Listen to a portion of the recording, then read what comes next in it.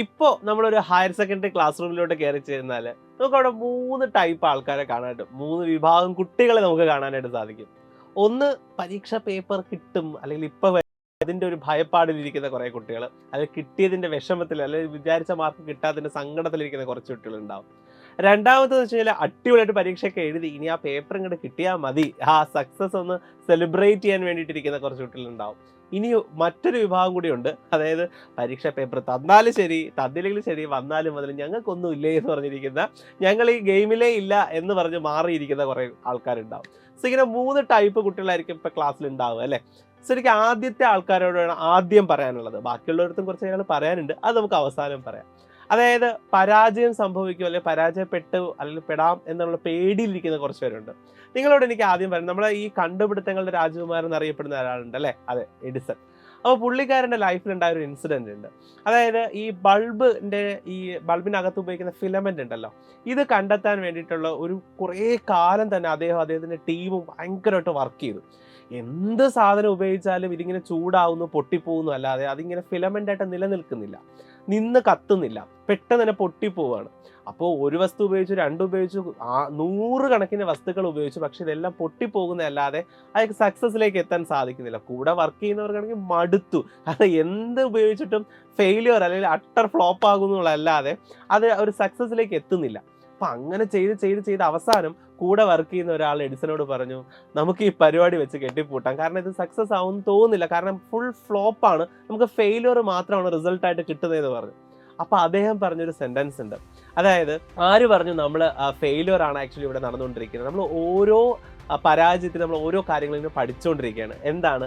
അതായത് ഈ 100 മെറ്റീരിയൽ, ഇപ്പം 100 പരാജയം ഉണ്ടെങ്കിൽ ആ 100 മെറ്റീരിയൽ കൊണ്ടും നമുക്ക് ഫിലമെൻ്റ് ഉണ്ടാക്കാൻ പറ്റില്ല എന്നതാണ് നമ്മൾ കണ്ടെത്തിയ പുതിയ കാര്യം. അതെ, നമ്മുടെ ലൈഫിൽ ഉണ്ടാകുന്ന ഓരോ പരാജയങ്ങളും നമ്മൾ ഇതുപോലെ ഒപ്റ്റിമിസ്റ്റിക് ആയിട്ട് പോസിറ്റീവായിട്ട് കണ്ടു കഴിഞ്ഞാൽ നമുക്ക് ഓരോന്നിൽ നിന്നും പഠിക്കാനായിട്ട് കുറേ പാഠങ്ങൾ കിട്ടും. അത് പഠിച്ചുകൊണ്ട് നമ്മൾ അടുത്ത ലൈഫിൽ മുന്നേറുന്ന സമയത്ത് ഈ പരാജയം അല്ലെങ്കിൽ ഇങ്ങനെ ഉണ്ടായ ഫെയിലിയർ ഇനി ലൈഫിൽ ആവർത്തിക്കാതിരുന്നാൽ മാത്രം മതി, ലൈഫ് സക്സസ്സിലേക്ക് പൊയ്ക്കോളും. അപ്പോൾ നിങ്ങൾക്ക് പരാജയം ഉണ്ടാകാം, പരാജയപ്പെടാതെയും തോൽക്കാതെയും ഈ ലോകത്ത് ആരും തന്നെ വിജയിച്ചിട്ടില്ല. അപ്പോൾ അതുകൊണ്ട് അതെല്ലാം എല്ലാവരുടെയും ലൈഫിൽ ഉണ്ടാവുന്നത് തന്നെയാണ്. പക്ഷെ അതിൽ നിന്ന് പാഠങ്ങൾ ഉൾക്കൊണ്ട് എവിടെയാണ് നമുക്ക് മിസ്റ്റേക്ക് സംഭവിച്ചെന്ന് മനസ്സിലാക്കി അത് റെക്ടിഫൈ ചെയ്യുക എന്നത് മാത്രമാണ് നിങ്ങൾ ചെയ്യേണ്ട കാര്യം. അത് ചെയ്താൽ മാത്രം മതി, സക്സസ് താനേ നിങ്ങളുടെ കൂടെ എത്തിക്കോളും. ഇനി രണ്ടാമത്തെ വിഭാഗം ഉണ്ട് അല്ലേ, വിജയം ആഘോഷിക്കാൻ വേണ്ടിയിരിക്കുന്നവരോട്. അപ്പോൾ വിജയമോ പരാജയമോ എന്തായാലും നിങ്ങൾ മനസ്സിലാക്കേണ്ട ഒരു കാര്യം, മറ്റേ നമ്മുടെ ഒരിക്കലും വിരാട് കോഹ്ലി ഒരു കളി കഴിഞ്ഞിട്ട്, ക്രിക്കറ്റ് കഴിഞ്ഞിട്ട് തിരിച്ച് പോകുന്ന സമയത്ത് അദ്ദേഹത്തിനോട് ഇന്റർവ്യൂ ചോദിക്കുമ്പോൾ അദ്ദേഹം പറയുന്ന ഒരു സെന്റൻസ് ഉണ്ട്, ഇവിടെ ഇപ്പോൾ പരാജയമോ അല്ലെങ്കിൽ ചിലപ്പോൾ ജയമൊക്കെ ഉണ്ടായിട്ടുണ്ടാവും, ഞാൻ തൽക്കാലം അതിനെക്കുറിച്ച് ഞാനത് നിർത്തുന്നു, അതിനെക്കുറിച്ച് ചിന്തിക്കുന്നത് ഇവിടെ വെച്ച് നിർത്തുകയാണ്. കാരണം യഥാർത്ഥ ഗെയിം എനിക്കിനി നാളെ സ്റ്റാർട്ട് ചെയ്യാൻ പോകുന്നേ ഉള്ളൂ. അപ്പം നാളത്തെ ഗെയിമിനെ കുറിച്ചാണ് ഞാനിപ്പോൾ ആലോചിക്കുന്നത്. അതിനുവേണ്ടി ഹാർഡ് വർക്ക് ചെയ്യുക, അതിന് വേണ്ടിയിട്ട് വർക്ക് ചെയ്യുക. അല്ലാതെ ഇപ്പോൾ എന്ത് സംഭവിച്ചു എന്ന് ആലോചിച്ചുകൊണ്ടിരുന്നു കഴിഞ്ഞാൽ, അല്ലെങ്കിൽ അതിൽ എന്താ പറയുക, നമ്മൾ മതിമറന്ന് പോയി കഴിഞ്ഞാൽ നമുക്ക് നാളെ പരാജയമായിരിക്കും സംഭവിക്കുന്നത്. അപ്പോൾ അതുകൊണ്ട് ഇന്നത്തെ കഴിഞ്ഞു, ഇനി നാളത്തേക്ക് വേണ്ടിയിട്ട് ഹാർഡായിട്ട് വർക്ക് ചെയ്യുക, സൂപ്പറായിട്ട് നമുക്ക് വിജയം കൊണ്ടുവരണം. അപ്പം നാളത്തെ കാര്യം വേണം ഇനി നിങ്ങൾ ചിന്തിക്കേണ്ടത്. ഇനി മൂന്നാമത്തെ ഒരു വിഭാഗം ഉണ്ടായിരുന്നല്ലോ, നമ്മൾ ഈ മൈതാനത്തേ ഇല്ല എന്ന് പറഞ്ഞിരുന്ന കുറച്ച് പേര്. നിങ്ങളോട് എനിക്ക് പറയാനുള്ളത്, മക്കളെ, ഇനിയെങ്കിലും നിങ്ങൾ സ്റ്റാർട്ട് ചെയ്തില്ല എന്നുണ്ടെങ്കിൽ അവസാനം നിങ്ങൾക്ക് പരാജയം മാത്രമേ ഉണ്ടാകുള്ളൂ. അപ്പോൾ അതുകൊണ്ട് എത്രയും വേഗം നിങ്ങളുടെ പ്രിപ്പറേഷൻ സ്റ്റാർട്ട് ചെയ്യുക.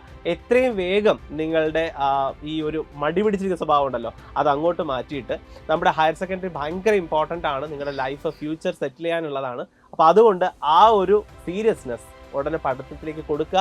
കളിയും ചിരിയൊക്കെ വേണം, പക്ഷേ പഠിത്തത്തിന് വേണ്ട സമയം നിങ്ങൾ കൊടുക്കണം. ലൈഫ് അല്ലെങ്കിൽ ടൈം ഇനി ഒരിക്കലും തിരിച്ചു വരില്ല. അപ്പോൾ ഈ സമയം വളരെ പ്രഷ്യസ് ആണ്, അടിപൊളിയായിട്ട് നിങ്ങൾ യൂട്ടിലൈസ് ചെയ്യുക.